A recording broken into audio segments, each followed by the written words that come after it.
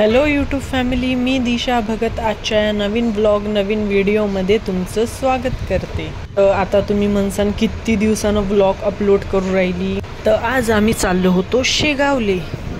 तर निघालो आम्ही शेगावले जासाठी आणि शेगावले चाललो होतो। तो मंदात चिंगू झोपला होता, तो चिंगू उठला, मग त्याच्यासोबत खेळलो मस्त। लय दिवसापासून त्यानं पाहिलं नाही तर त्याला असं नवीन नवीनच वाटे, तो हाशेच नाही काहीच। आता तुम्ही म्हणसान चिंगू कोण होय? हा चिंगू म्हणजेच अथांग, हा होय माया ननदचा पोरगा। आम्ही त्याला लाडानं मस्त चिंगू म्हणतो। मग फायनली आम्ही लागलो होतो शेगावच्या रस्त्यावर। आता लवकरच शेगावात पोचू आम्ही। मग फायनली आम्ही पोचलो शेगावात। आता आलो कार पार्किंग कराले।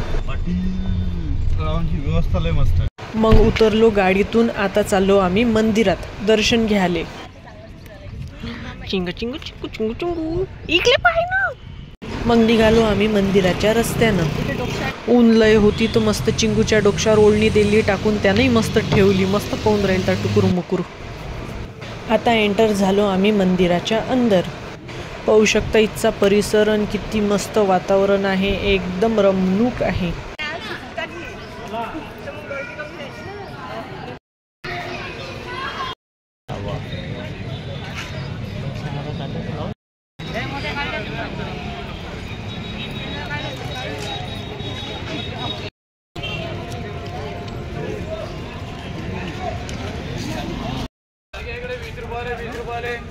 रोधी काही ठेवत नाही तर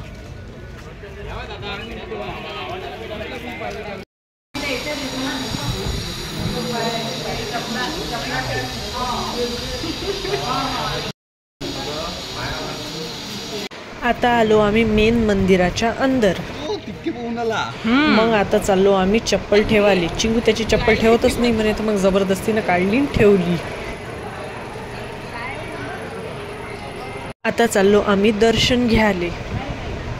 तुम्ही पाहू शकता इथचं वातावरण, मंदिराची ठेवण किती सुंदर आहे। तर इथं दर्शन घेताना फोटो व्हिडिओ अलाउड नाही आहे, तर मग काही व्हिडिओ शूट करणं झाला नाही। नंतर आमचं दर्शन झालं, आम्ही आलो मंदिराच्या दुसऱ्या साईडले। मग आमचं दर्शन झालं। आता चाललो होतो आम्ही महाप्रसाद घ्यायले। मग आमचा झाला महाप्रसाद घेऊन आता निघालो आम्ही बाहेर जायले। चिंगू पैदल चालत नाही म्हणे, पण त्याची मामा ओळत घेऊन चालले होते त्याने। मग तरी शेवटी घेतलं बा मामानं चिंगूले काकी।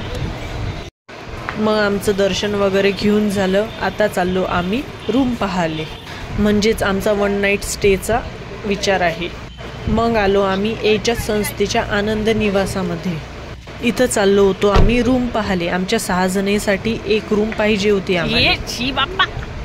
आणि इथचं वातावरण पाहू शकता, इथची आजूबाजूची गार्डनिंग एवढी सुंदर दिसून राहील ती, न रोड न काय एकदम सुंदर दिसून राहील तर तिथचं वातावरण।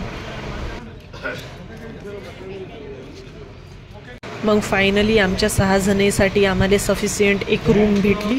आता चाललो आम्ही रूममध्ये।